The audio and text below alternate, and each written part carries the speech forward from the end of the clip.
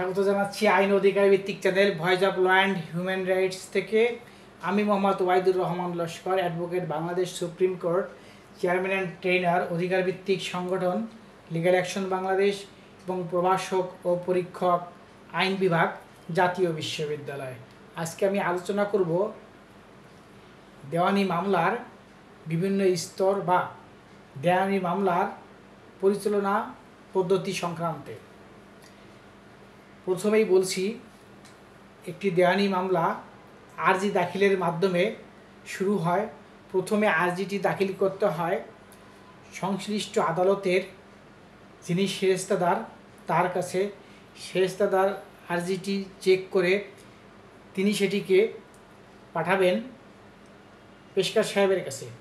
পেশকার সাহেব কোর্ট ফি এন্ট্রি করবেন এবং তিনি কোর্ট ফি পাঞ্চ করে পুনরায় আবার আর্জিটি ফেরত পাঠাবেন সেরেস্তাদার সাহেবের কাছে।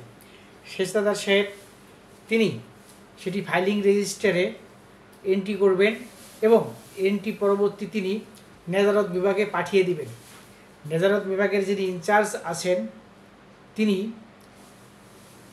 মামলা মকদ্দমাটির সমন বা প্রসেস ইস্যু করবেন প্রসেস সার্ভারের মাধ্যমে। এরপরে পুনরায় আবার উক্ত মামলার আর্জিটি ফেরত আসবে সেরেস্তাদার সাহেবের কাছে এবং সেরেস্তাদার সাহেব পরবর্তীতে ধার্য তারিখে তিনি সেটি পাঠিয়ে দিবেন পেশকার সাহেবের কাছে। এভাবে মামলাটি রুজু হয়ে যায়। এরপরে আর্জি দাখিলের মাধ্যমে যে মামলাটি দায়ের করা হইল, এরপরে মামলাটি থাকবে সমন জারির জন্য।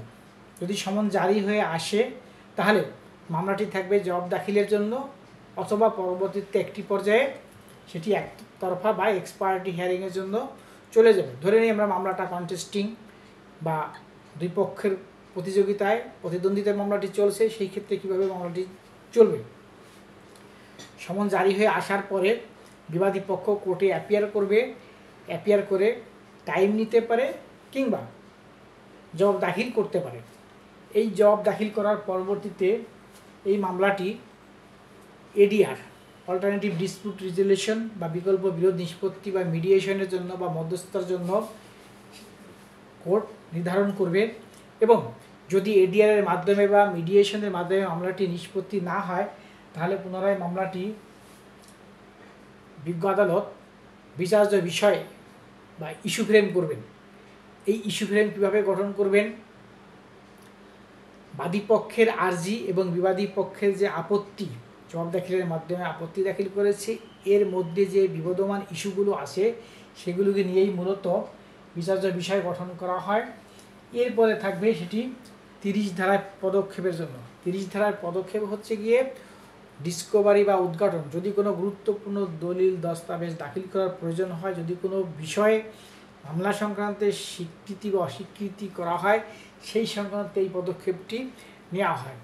এবং কোনো কাগজপত্র যদি প্রয়োজন হয়, দলিল দস্তাবেজ, তাহলে বিজ্ঞ আদালত সেগুলিকে জব্দও করেন। এরপরে থাকে মামলাটি পিএইচের জন্য বা প্রিলিমিনারি হিয়ারিং। অর্থাৎ এই দিনে বাদী পক্ষ তার উপরই বার্ডেন অফ প্রুফ বর্তায় এবং প্রমাণের ভার তাদের উপরে বর্তায় বিধায় পিএইচের দিনে বাদী পক্ষ তাদের সাক্ষী উপস্থাপন করবেন এবং ওই দিনে যদি শুনানি এবং সাক্ষী সম্পূর্ণ হয়ে যায় তাহলে পরবর্তীতে থাকবে যুক্তিতর্কের জন্য। তো সাধারণত একটা দিনেই সাক্ষী এবং শুনানি সম্পূর্ণ হয় না বিধায় পরবর্তীতে সেটি থাকে ফার্দার প্রিলিমিনারি হিয়ারিং বা পুনরায় আবার শুনানি এবং সাক্ষীর জন্য থাকে ওই দিন। বিবাদী পক্ষ তাদের সাক্ষী উপস্থাপন করেন এবং বিজ্ঞ আদালতে সাক্ষী প্রদান করেন। এর পরবর্তীতে থাকে যুক্তিতর্কের জন্য এবং যুক্তিতর্ক পরবর্তী মামলাটি রায় ঘোষণা করা হয়। উক্ত রায়ে যদি বাদী বা বিবাদী পক্ষ সংযুক্ত হন তাহলে